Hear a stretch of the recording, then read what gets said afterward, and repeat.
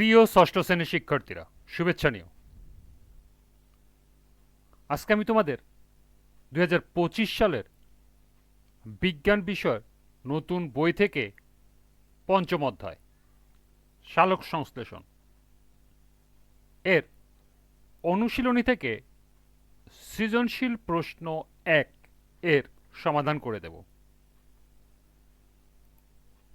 প্রথমে তোমাদের বলবো, যারা আমার চ্যানেলটি সাবস্ক্রাইব করো নাই তারা আমার চ্যানেলটি সাবস্ক্রাইব করবে এবং আমার সাথে থাকবে। তাহলে চলো আমরা ক্লাস শুরু করি।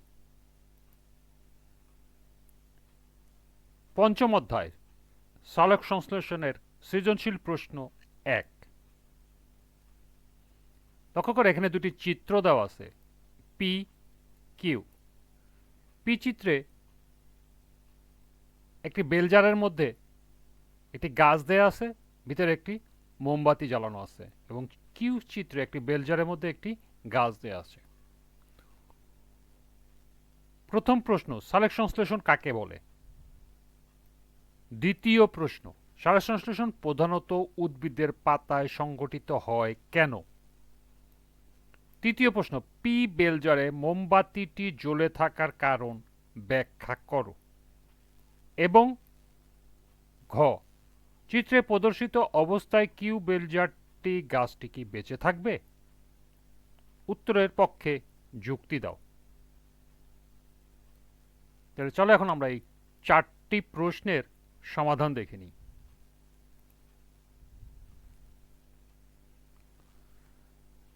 প্রথম প্রশ্ন ছিল, সালোক সংশ্লেষণ কাকে বলে? সালোক মানে আলো, আর সংশ্লেষ মানে কোনো কিছু তৈরি করা।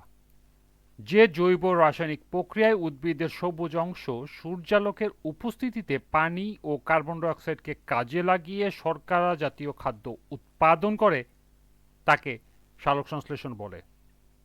অর্থাৎ যে শারীরবৃত্তীয় জৈবনিক প্রক্রিয়ায় ক্লোরোফিল রঞ্জক যুক্ত জীব মাটি ও পানি এবং বাতাস থেকে কার্বন ডাই অক্সাইড গ্রহণ করে সূর্যালোক ও ক্লোরোফিলের সহায়তায় শর্করা জাতীয় খাদ্য প্রস্তুত করে, সেই জৈবনিক প্রক্রিয়াকে বলা হয় সালোক সংশ্লেষণ। এই প্রক্রিয়ায় উপজাত পদার্থ হল অক্সিজেন ও পানি। দ্বিতীয় প্রশ্ন ছিল, সালোক সংশ্লেষণ প্রধানত উদ্ভিদের পাতায় সংঘটিত হয় কেন? সালোক সংশ্লেষণ প্রক্রিয়াটি মূলত উদ্ভিদের পাতায় হয় কারণ 1, পাতা চ্যাপ্টা ও সম্প্রসারিত হওয়ায় বেশি পরিমাণ সূর্যরশ্মি এবং অল্প সময়ে প্রচুর পরিমাণে কার্বন ডাইঅক্সাইড গ্যাস শোষিত হয়। 2, পাতায় প্রচুর পরিমাণে ক্লোরোফিল থাকে যা সালোক সংশ্লেষণের কারখানা হিসাবে কাজ করে। 3, পাতার পৃষ্ঠদেশে অসংখ্য ছিদ্র থাকে যার মধ্য দিয়ে বায়ু চলাচল করে।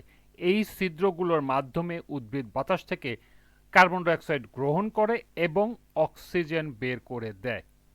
এবং সর্বশেষ 4, পাতায় পানি সরবরাহের জন্য একটি বিশেষ নালীর ব্যবস্থা থাকে। মূল থেকে শোষিত পানি এই নালী মাধ্যমে পাতায় পৌঁছায় এবং সালোক সংশ্লেষণ প্রক্রিয়া ব্যবহৃত হয়।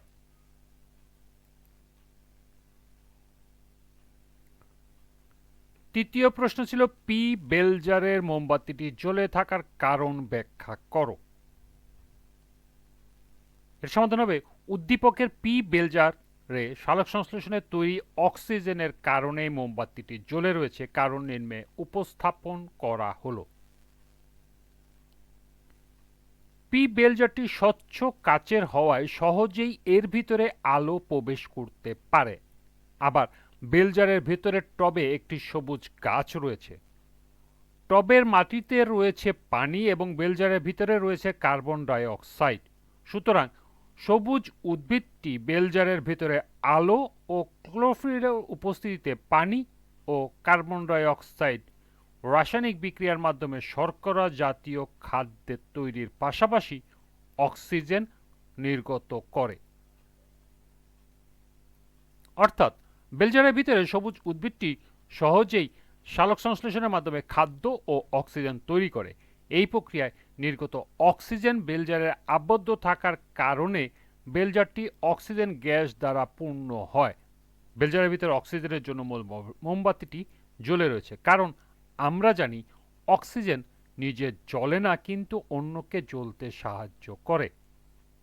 যেখানে অক্সিজেন থাকে না সেখানে আগুনও জ্বলে না। যেহেতু পি বেলজারে অক্সিজেন আছে, তাই বেলজারের ভিতরে থাকা মোমবাতিটি জ্বলে রয়েছে।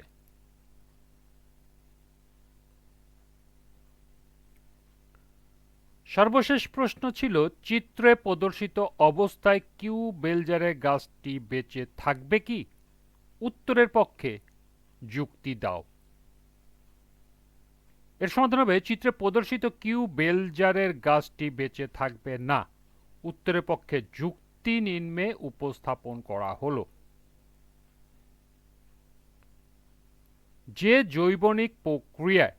জৈব রাসায়নিক প্রক্রিয়ায় উদ্ভিদের সবুজ অংশ সূর্যালোকের উপস্থিতিতে পানি ও কার্বন ডাই অক্সাইডকে কাজে লাগিয়ে শর্করা জাতীয় খাদ্য উৎপাদন করে তাকে সালোক সংশ্লেষণ বলে। এই প্রক্রিয়ায় উপজাত পদার্থ হলো অক্সিজেন ও পানি। উপজাত পদার্থ হলো, অর্থাৎ সালোক সংশ্লেষণ প্রক্রিয়ায় খাদ্য তৈরির পাশাপাশি যা উৎপন্ন করে সেটা হলো অক্সিজেন এবং পানি।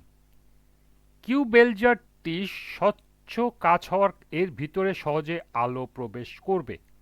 টবের মাটিতে রয়েছে পানি, কিন্তু উদ্ভিদের খাদ্য তৈরির জন্য সূর্যের আলো ও পানির পাশাপাশি কার্বন ডাই অক্সাইডের প্রয়োজন।